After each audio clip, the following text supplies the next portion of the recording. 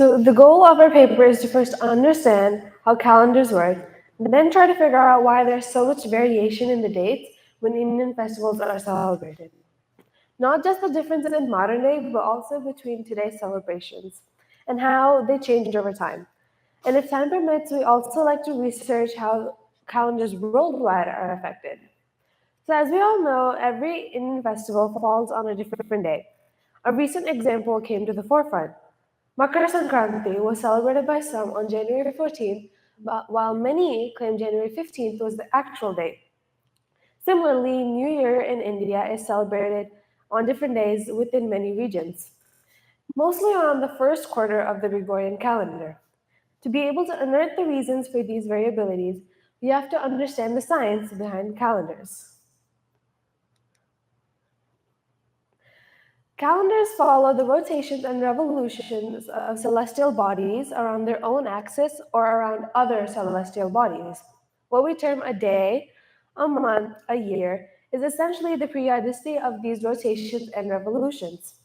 Astronomy is complicated enough, so the basing of calendars was mostly done on the cyclic time of Earth, Sun, and Moon movements, though the cyclic movements of planets, other planets, and stars were also studied.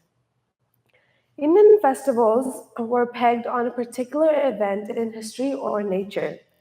Celestial positions were used as markers for these events, and they are used even today.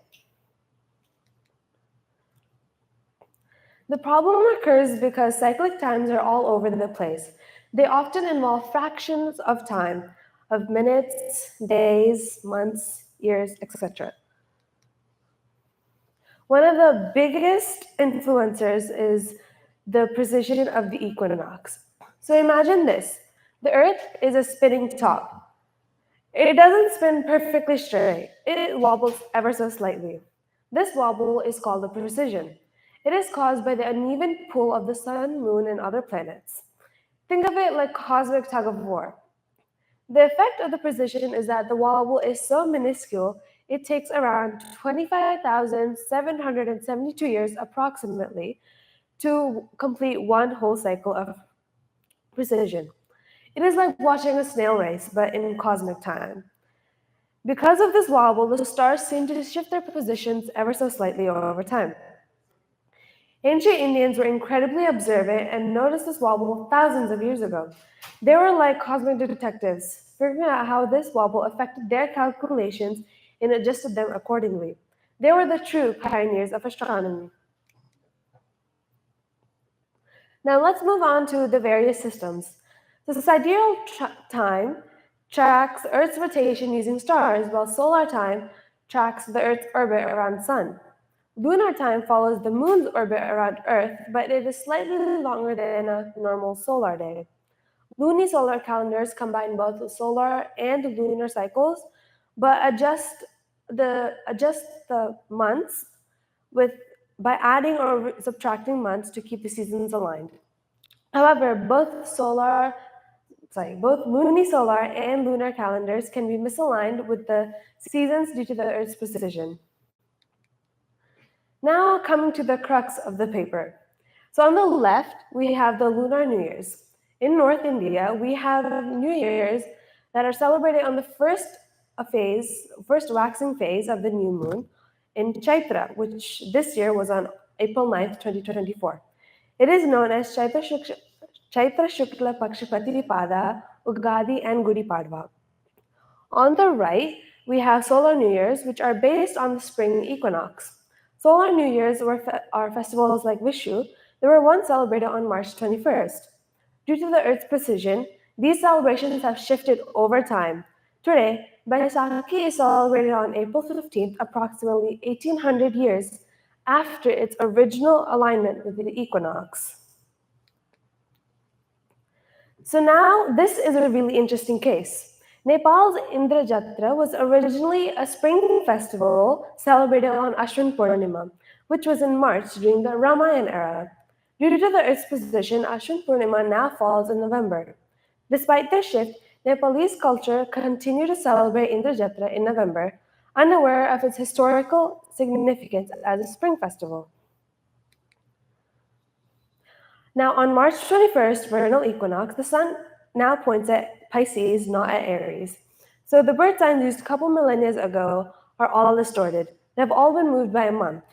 So if we wait 10,000 more years, they will be distorted another 5 months, meaning the Aquarius zodiacs will be in the months August through September. Now let's move on to Tithis. So the Tithis are lunar days, but imagine the sun and moon playing tag. They're always trying to catch up with each other, but one's a bit slow, while the other one's a bit fast. This means that Tithis can be anywhere from 19 to 26 hours long. It's like trying to schedule a meeting with two unreliable friends because we can never rely on either of them. Solar days are named after the Tithi that is in charge at sunrise. Sometimes there are 29 days in a lunar month, and sometimes there are 30. And it's a struggle to keep up with the solar year because there's never a proper, consistent time. So it's kind of like planning a vacation with the toddler. So Vedic birthdays are like cosmetic subscription boxes. You get the same Tithi every year, no matter what. And it's like having a birthday party on the same day every year, even if it's in the middle of winter. So Navratri is supposed to be a 9-night festival, but due to Tithi shenanigans, it can sometimes be 8 or 10 nights. Hindus have rules to keep it at 9. So if a Tithi changes between sunrise or moonrise in two different cities, the festival might be celebrated on different days. It's like trying to coordinate a birthday party with friends in two different time zones. So now Janmashtami is even more confusing. If a Tithi is really long, like 26 hours, for example, it can happen on two different days. Pandits use stars, or nakshatras, to decide which day the real Janmashtami is on. So Dhanteras is usually always celebrated in the evening. If a Tithi changes the next evening, it might be celebrated on the evening prior.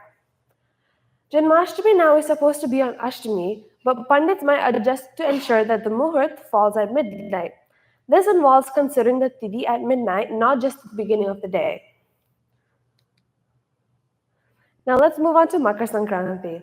It is the solar holiday celebrated when the sun enters the Makara Rasi, or Capricorn Rasi, and it happens on January 14th or 15th, whether we strictly follow Tithis or not. It is one of the 12 annual celebrations based on the sun's zodiac position. While there is no known historical event tied to Makar Sankranti, it is once believed that it coincided with the winter solstice Uttarayan. This alignment likely occurred around 143 BCE. Due to the Earth's position, Makar Sankranti has drifted away from the solstice, and in the future, it might be celebrated in the summer. Now, for the sake of time, I will merely summarize this slide. The overview of the slide is that during the Rig-Vedic times, Indians also had solar calendars, which were based off of the seasons listed on the bullet points.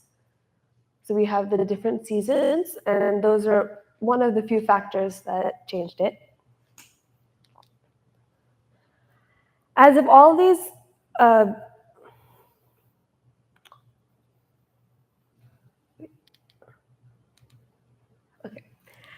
As all of these varying bases were not enough, we also have some variations caused by these three factors. One is ion amsa. It is the correction of the Earth's wobble, but there are different ways to calculate it.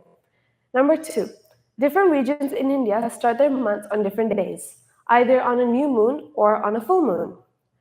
Number three, Panchaga is like a cosmic alarmic, but there are two sets of calculations, one based on your location and one based off of the whole Earth. Overall, it's like trying to plan a vacation with a bunch of picky relatives, a time machine, and a map that's constantly changing. To summarize, this slide basically displays the math, which explains the science behind calculating the position of stars during the ancient times. As you can see, it is a pretty advanced system. Again, this slide also talks about sophisticated math behind calculating star positions and GPS. Now, the Surya Siddhanta has timetables, which aid in quick calculations and star positions.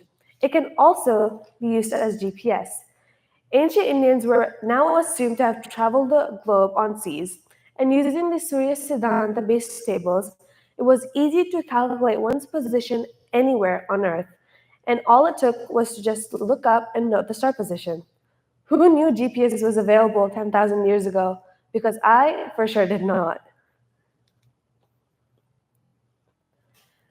And oh my god, we are getting to ancient calendars, and oh boy, were they a mess. So the Romans had a 10-month year, then a 12-month year, and then a 355-day year. The Julian calendar, it has a significant improvement, but there was a slight small error. And it was like trying to fix a clock that was always a few minutes slow. So it was always behind. And the Gregorian calendar fixed the Julian calendar's error, but it was like trying to change the time zone in the middle of a trip. There was a big 10-day gap. For a while, people could travel between Catholic and non Catholic countries in Europe and experience actual time travel. It was like being in a real life Back to the Future movie.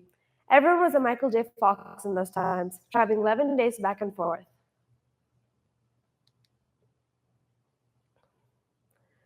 So let's recap what we've learned in 3 points. 1. Cosmic chaos. It is where planets and stars move on their own pace, leading to uneven cycles. Different calendars cause different cycles, and they all go out of sync. Number 2, calendar conversions. Complex calculations are needed to translate between the different calendars